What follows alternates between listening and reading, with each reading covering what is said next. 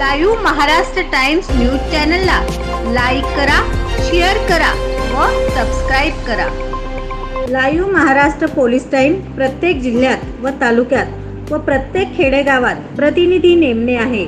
संपर्क प्राचार्य doctor S K. Gaikwad, mobile number 9850 36 32 02 या क्रमांकावर संपर्क साधावा।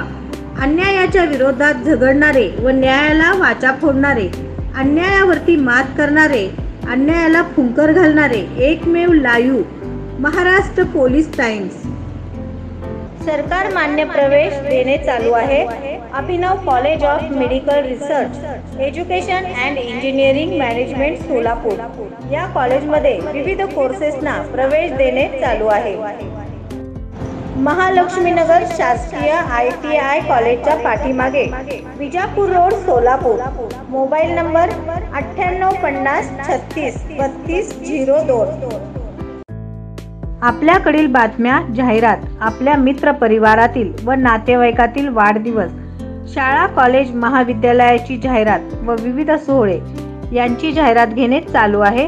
संपर्क मुख्य संपादक live Maharashtra police times Solapur, mobile number 9850 36 32 02 शी संपर्क साधावा। बचत खात्यात रोख रक्कम जमा करण्यापूर्वी RBIचे हे नियम नक्की जाणून घ्या, अन्यथा आयकर नोटीस घरी येईल। बहुतेक लोक बचत बँक खाती उघडतात जेणेकरून ते त्यांच्या कष्टाने कमवलेले पैसे बँक खात्यातील रोख मर्यादा सुरक्षित ठेवू शकतील, परंतु रोख रक्कम जमा करताना लोकांना रोख मर्यादेशी संबंधित नियमांची माहिती कमी असते। आम्ही तुम्हाला सांगतो, आयकर विभाग तुमच्या बचत खात्यात बँक आयकर नियम ठेवलेल्या रोखीवरही लक्ष ठेवतो। या संबंधीचे नियम सविस्तर बातमीत जाणून घेऊया। आपल्या देशातील जवळपास प्रत्येक नागरिकांचे बँकेत बचत खाते आहे। शून्य शिल्लक खाते असल्यामुळे प्रत्येकाचे बँक खाते आहे। कर्मचाऱ्यांची पगार खाती आहेत। व्यावसायिक बचत खात्यामध्ये मोठ्या प्रमाणात पैसे जमा करतात। ते UPIशी लिंक करून आम्ही व्यवहार झिरो बॅलन्स खाते सोपे करतो। आम्ही त्या खात्यात पैसे जमा आणि काढत राहतो, पण या ठेवी आणि पैसे काढण्याबाबत काही नियम आहेत हे अनेकांना माहीत नाही। मोठ्या प्रमाणात पैसे जमा आणि काढणाऱ्यावर आयकर विभागाची करडी नजर आहे।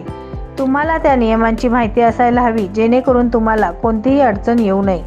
आयकर विभागाच्या नियमानुसार रोख रक्कम ठेवण्यास मनाई आहे, म्हणजे ठराविक रकमेपर्यंतच रोख रक्कम जमा करावी लागते।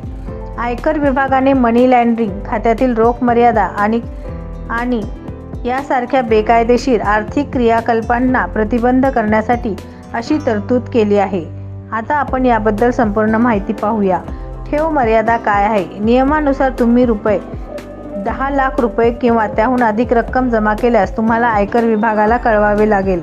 तुमचे चालू खाते असल्यास मर्यादा ₹50 लाख ही रोख तात्काळ करपात्र नाही, परंतु वित्तीय संस्थांना या मर्यादेपेक्षा जास्त व्यवहार आयकर विभागाला कळवावे लागतील। ज्यांनी गेल्या 3 वर्षापासून टॅक्स रिटर्न भरले नाहीत त्यांना 2% TDS भरावा लागेल। हे देखील फक्त 20 लाख रुपयांपेक्षा जास्त पैसे काढल्यास बचत खाते रोख मर्यादा देय आहे। एका विशिष्ट आर्थिक वर्षात या व्यक्तींकडे ₹1 कोटींवर 5% TDS लागू होईल। रोख रक्कम जमा करण्यासाठी दंड आयकर कायद्याच्या कलम 194 अंतर्गत सूट मिळालेल्या TDS उत्पन्न म्हणून वर्गीकृत नाही, परंतु आयकर रिटर्न भरताना हे क्रेडिट म्हणून वापरले जाऊ शकते।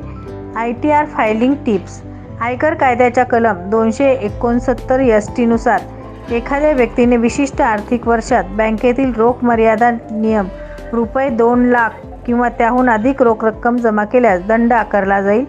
बँकेतून पैसे काढल्यावर हा दंड लागू होत नाही। ठराविक मर्यादेपेक्षा जास्त पैसे काढल्यास TDS वजावट लागू होते।